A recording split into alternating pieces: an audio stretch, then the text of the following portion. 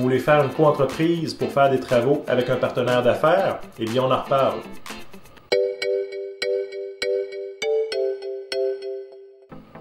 Si vous voulez faire une coentreprise avec un partenaire d'affaires afin de faire des travaux, eh bien, il faut savoir avec qui vous faites affaire. C'est qui votre partenaire? La première étape, si vous ne le savez pas et vous ne le connaissez pas, eh bien, il faut vérifier un petit peu son CV.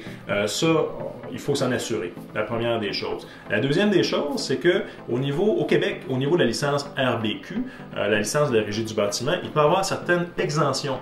Exemption de licence qui peut être assez importante et assez intéressante au niveau des coûts que vous sauvez et au niveau des répondants. Pour ceux qui savent c'est quoi, chaque licence doit avoir certains répondants sur cette licence afin de qualifier la licence et afin qu'elle soit valide au Québec.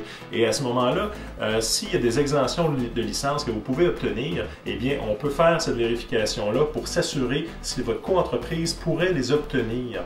C'est important parce que, comme je vous dis, ça sauve du temps, ça sauve énormément de frais et énormément de temps et ça, pour votre soumission ou pour votre contrat, ça peut accélérer le processus afin de faire cette vérification-là dès le départ.